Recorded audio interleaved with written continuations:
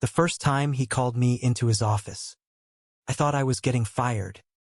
The second time, I realized he wasn't just testing my work ethique, was testing me. That man, Ethan Cole, was the kind of boss everyone in the building both feared and secretly admired. Tall, polished, untouchable. He ran the company like a military operation, his orders sharp as blades, his presence cutting through silence like glass. But beneath that ice, I sensed something else. And somehow, I was the one foolish enough to want to find it. I wasn't supposed to notice the way his gaze lingered on me longer than it should have, or how his voice softened for just a second when he said my name. I wasn't supposed to feel the strange pull that made my heart stutter every time I stepped into his office. But it was there, undeniable. And no matter how many walls he put up, no matter how hard he tried to control everything around him, my heart chose him anyway.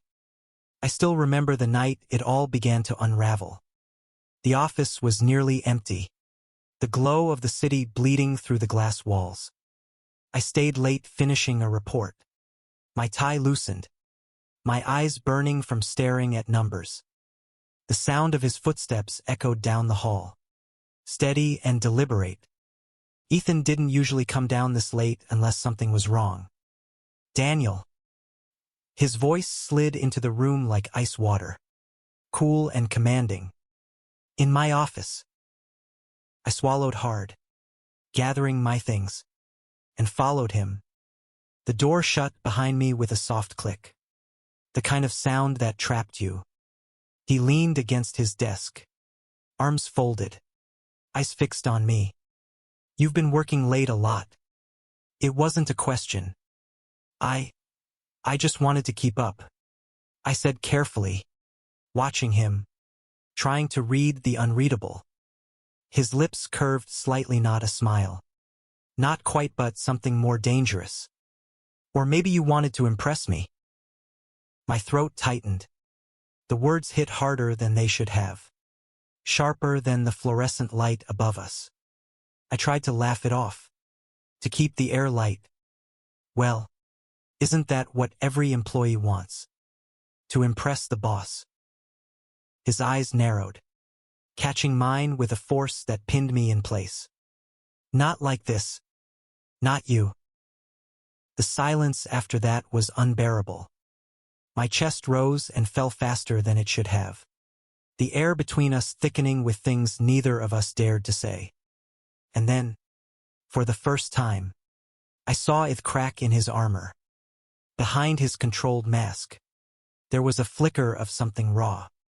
That night, I walked out of his office with trembling hands and a heart I could no longer trust. The next few weeks were torture.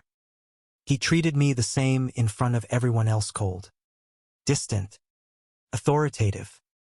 But when it was just the two of us, the tension was unbearable. His gaze lingered too long.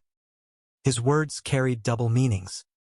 And sometimes, when he leaned just a little too close, I thought he was daring me to break first. But I didn't. Because if I did, I wasn't sure I'd survive the consequences. Then came the charity gala. The company hosted it every year. But this one felt different. I was expected to be there, suited up and smiling, shaking hands with people who didn't remember my name. I had barely touched my glass of champagne when I felt him enter the room. The atmosphere shifted immediately, people parting as he walked in. Ethan Cole in all his ruthless perfection. Our eyes met across the room, and I swear the world stopped for a second. He moved toward me, each step slow, calculated. My pulse raced. He didn't stop until he was close enough that I could smell the faint scent of his cologne. Dark, expensive, intoxicating.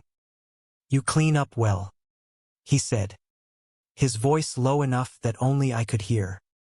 Thank you, sir. My voice cracked on the word, betraying me. His eyes flickered with something I couldn't name. Don't call me that tonight. My breath hitched.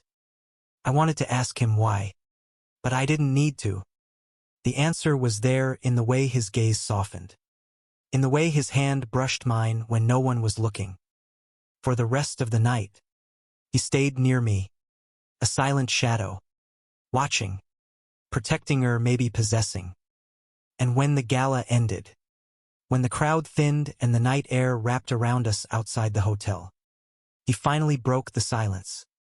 "You drive me insane, Daniel." His words came out harsh, but his eyes burned with something else. "You make me lose control."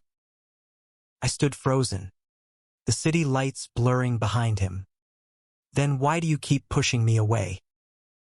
He stepped closer, his jaw tightening, his voice rough. "Because if I let myself have you, I won't let you go." My heart stopped. The weight of his confession crashed into me, shattering every wall I had tried to build. And in that moment, with the night stretching endless before us, I realized the truth. I had already given myself to him, long before either of us admitted it. But falling for him wasn't simple. Ethan was a man with shadows in his past, secrets buried deep.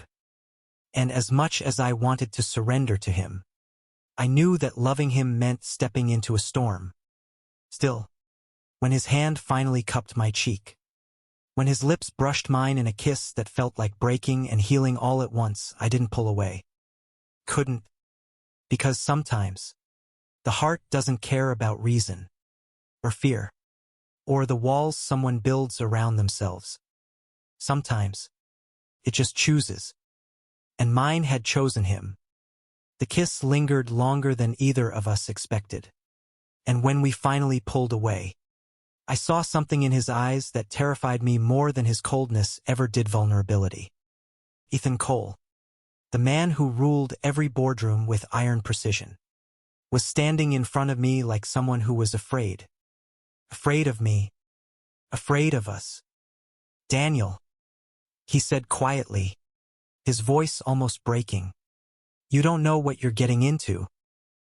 I wanted to argue, but the truth was I did know. I knew he was complicated, haunted, maybe even dangerous in ways I couldn't fully understand yet. But I also knew what my heart wanted. And it wanted him. "Then show me," I whispered. "Show me everything you're afraid of."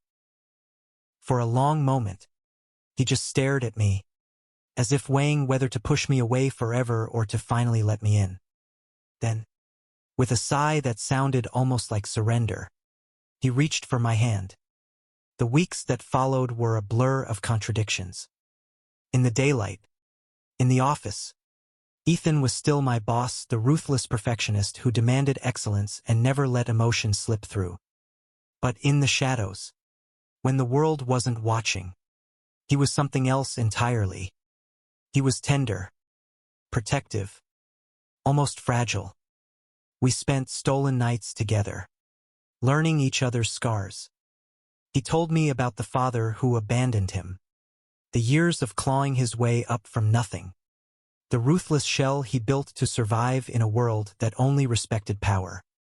I told him about my own insecurities, my fear of not being enough, my constant need to prove myself.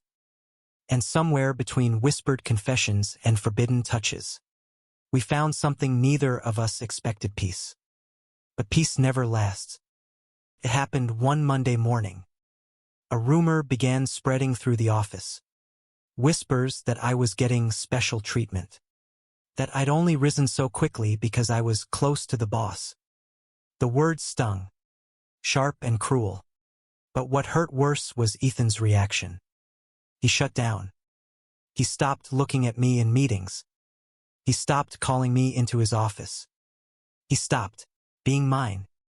At first, I thought it was temporary, that he was just protecting us.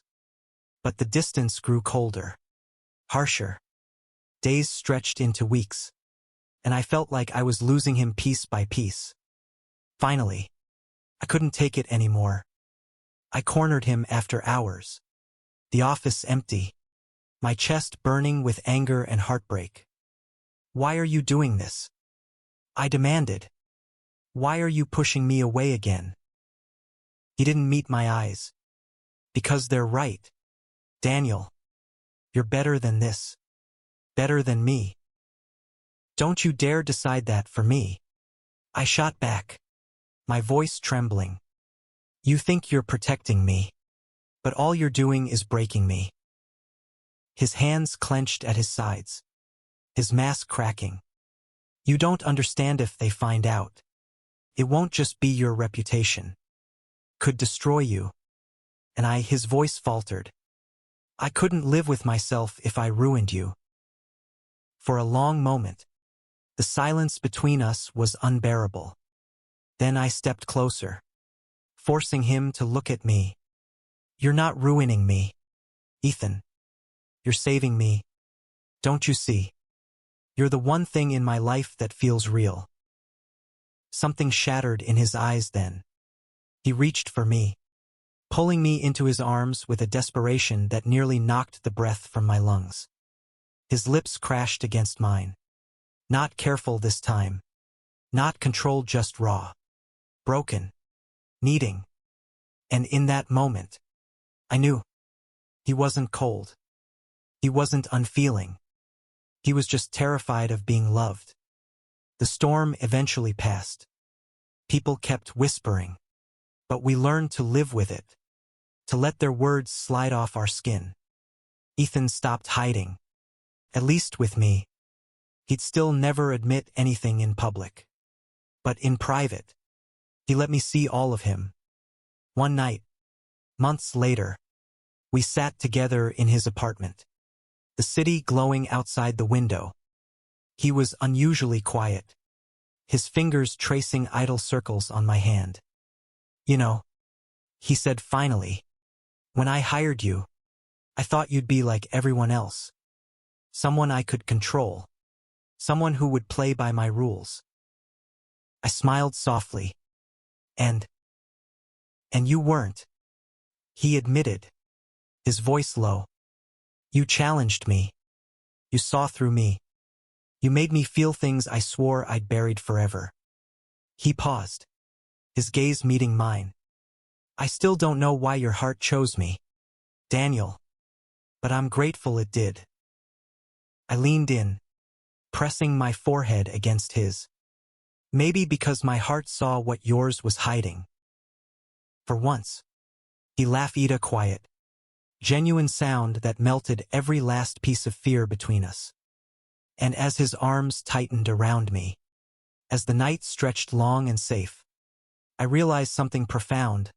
Love wasn't about control. It wasn't about power. It was about surrender. And together, that was exactly what we did. In the end, the world still saw Ethan Cole as the cold, ruthless boss who never cracked a smile. But I knew better. I knew the man behind the armor. The one who whispered my name like a prayer when no one else was listening. And maybe that was enough. Because no matter how much he tried to control the world, he couldn't control this. He couldn't control me. He couldn't control the way our hearts had chosen each other. And for the first time in his life, Ethan Cole was okay with that. Thank you for listening. Don't forget to like and subscribe to stay updated with the latest videos.